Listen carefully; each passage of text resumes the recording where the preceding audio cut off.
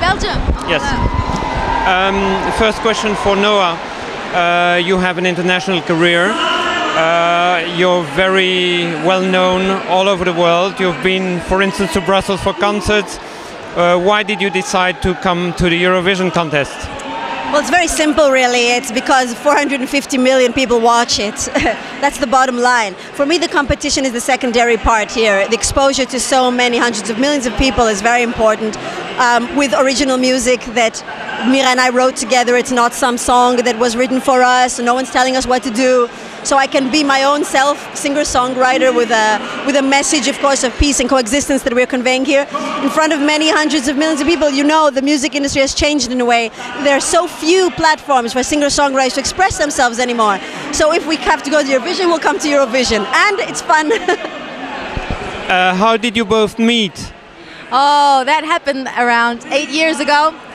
She called me because she was looking for someone to sing with her duet, a version of We Can Work It Out, the Beatles song, for one of her international albums.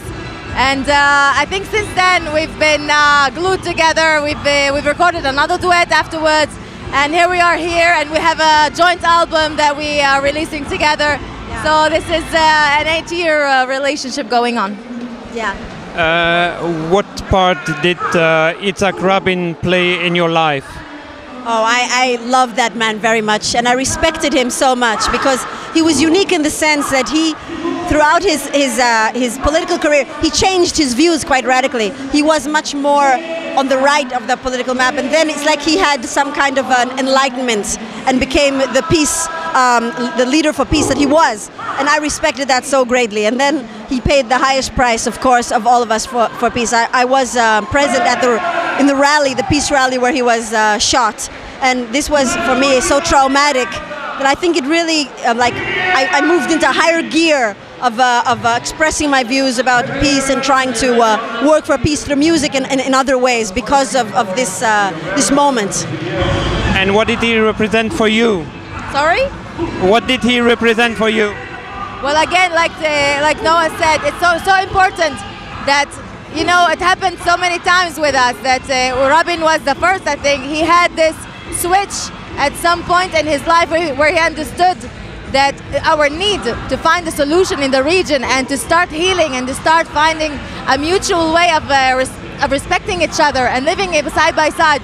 And that was a ray of hope that had started back then when we all thought that here it is, here it's coming, and we're going towards peace. We're going towards two states for two nations. We're going to solve the problem, and then it was taken away from us very cruelly. So it was a hard time.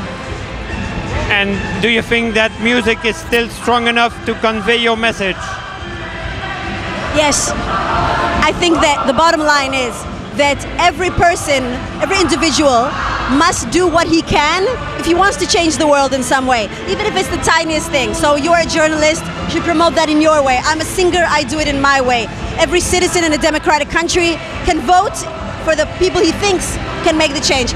To say there's nothing to be done and then we are surrendering to a future of violence, and I'm not willing to do that. Thank you very much.